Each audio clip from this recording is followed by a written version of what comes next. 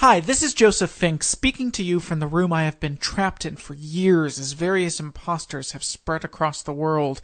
What you are about to hear is not a typical Night Vale episode. This is a recording of our second anniversary live show, performed before a sold-out crowd at Town Hall in New York City. It's a big theater near Times Square, or more specifically, it is the first half of that show. The show turned out to be over 90 minutes long, so you will hear today part A of our episode 49, our second anniversary special, and on July 1st you will hear part B, okay?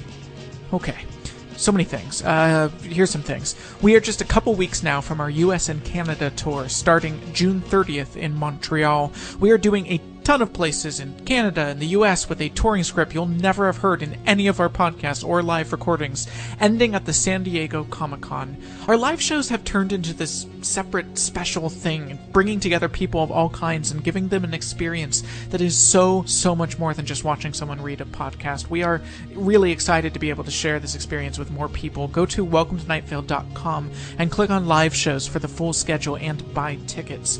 If you want to get some sense of what our live shows are like, other than, listening to the episode right after this intro, recordings of 2 of our live shows are available for pay what you can at nightvale.bandcamp.com or on iTunes for $1.99. Both are almost an hour of entirely new live material with guest stars and live music. It's the second best thing to being in the room when we perform. Just last week, we added to our online store a beautiful, seriously beautiful Dark Owl Records t-shirt based on a painting done by a fan. Also, we added a If You See Something, Say Nothing, and Drink to Forget flask, if you like things that have their instructions written right on them. Go to welcometonightvale.com and click on store to see those things and many more other things. We plan to continue removing from and adding items to our store regularly from now on, so keep checking back to see what's new and don't wait around if something catches your eye. Hey, if you like what we do here with our show and you want to help us find our keys, seriously, have you seen our keys? I swear I had them just 2 seconds ago. Please consider signing up for a small monthly donation. We really do depend on all of you. Those who donate a little more get a special personal audio thank you. Those who donate a little more get a special personal audio thank you from Cecil himself. Go to welcometonightvale.com and click on donate to do that thing. This has been Joseph Fink. I've been clawing at the walls for weeks, but it hasn't even made a mark.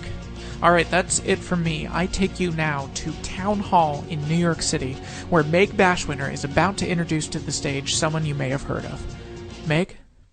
And now, listeners of every kind, the voice...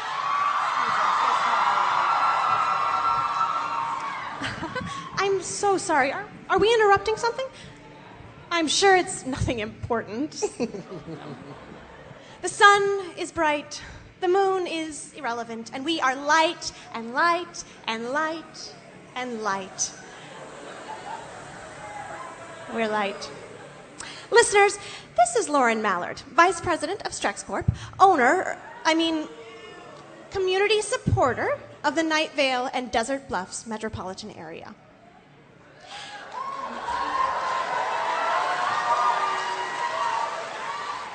I'm here with Kevin, who has been a radio host for Night Vale's sister city, Desert Bluffs, for... How long has it been, Kevin?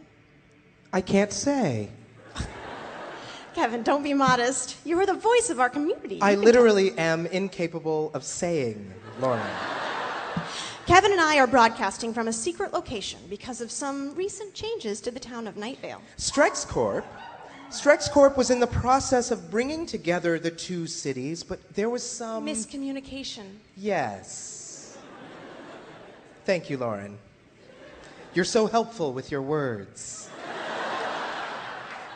Miscommunication, and now the little town of Night Vale is upset. We tried to bring them endless, searing sunshine and delicious trans-dimensional orange juice and adorable furry pets with adorable gnashing teeth. Oh, I love my Strex pet, Lauren. Oh, it is the cutest. I take it for walks. I throw sticks at it. I tell it my worst secrets. I feed it mice every night before bed. They're not supposed to eat mice, Kevin. I've trained it to.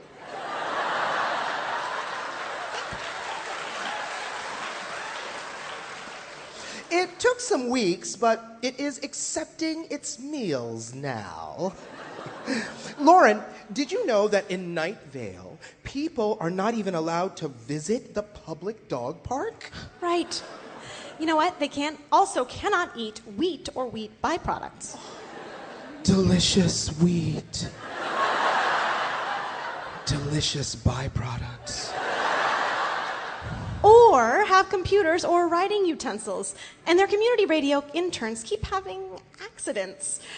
Or in the case of that intern Dana, meeting her own double, one of them killing the other, and then the remaining one, not sure if it's her or her double, being trapped for over a year in a strange other desert world where she's been making trouble for us with an unruly pack of angels and dumb masked warriors. Ugh, it's a very beautiful but very unproductive town, not reaching its full productive potential. My grandmother used to embroider pillows with the phrase, "Reach your full productive potential." I loved those pillows so much, she sold one to me. That's sweet. That is a good story, Kevin. So, we at StrexCorp, not wanting our neighbors to flounder under the oppressive terror and darkness, brought bright yellow helicopters here to rid the town of all its terrible horrors. The weird shape in Grove Park that kills people if you look at it or talk about it. The hooded figures that infiltrate everyone's deepest fears and dreams. The vague yet menacing government agencies that record everyone's conversations. And the glowing cloud that drops dead animals. The rip in time that allowed dinosaurs to come through. Pteranodons are not dinosaurs, Lauren.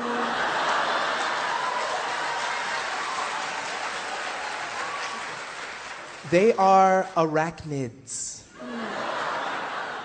You are right. No, you are right. It is hard to get work done in such a dystopia. Right? Right? Right? Right! And then they just allow that teenage girl, what was her name? Tamika.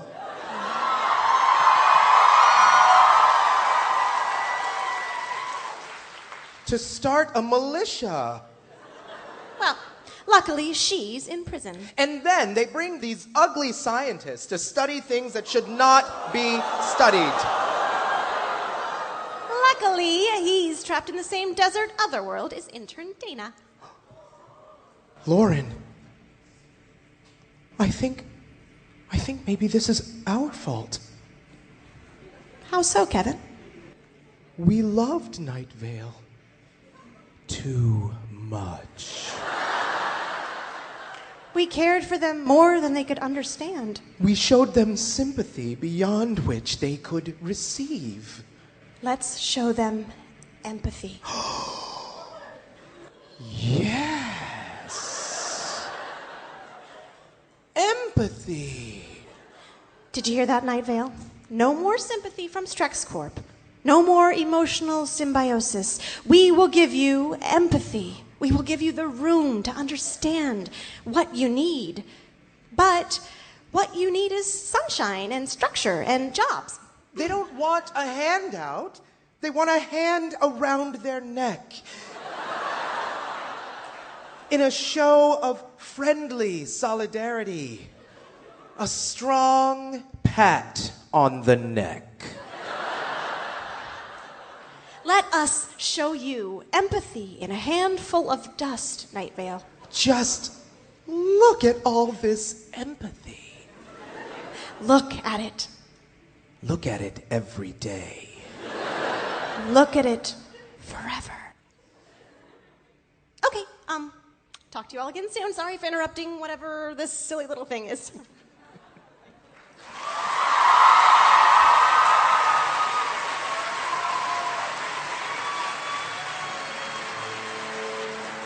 As I was saying, and now, listeners of every kind, the voice of Night Vale, Cecil Baldwin.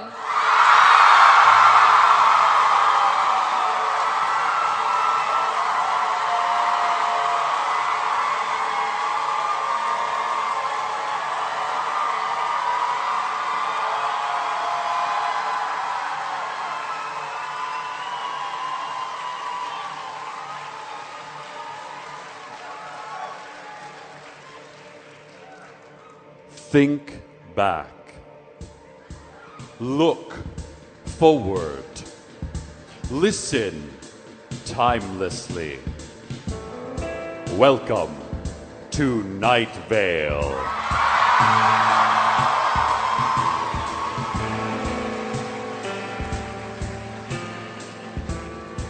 Hello, listeners. I speak to you now from the one spot in Night Vale that remains truly ours.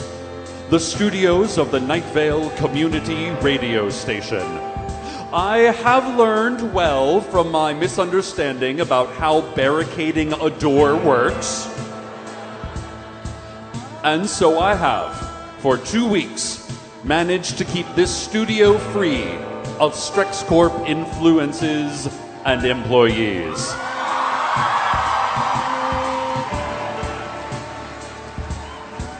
But enough of the preamble. Now to the amble. Today is the day.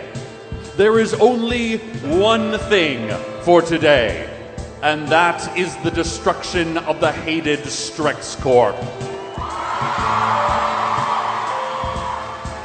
And freeing our town of Night Vale.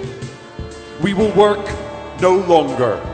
We will worship a smiling God no longer. We have failed before.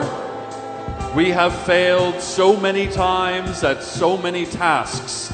But at this, we will not fail.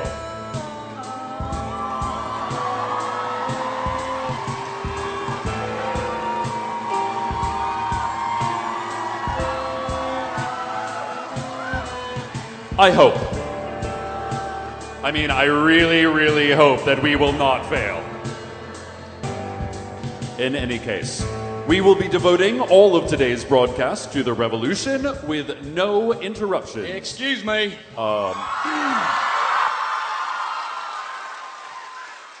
Excuse me? Cease speaking or I will cease your speaking for you. Hey, easy there, Greenhead. Listeners, I'm sorry. Mayoral candidate and literal five-headed dragon.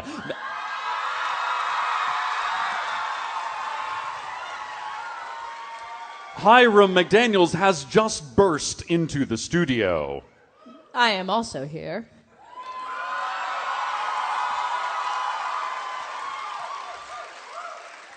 Did someone just speak? Yes, it's me. The faceless old woman who secretly lives in your home. Oh. I'm crouched in the crawl space under your studio right now. There are many interesting insects and pipes down here. Well, it is great to have you both. But listen, there's this revolution. Listen,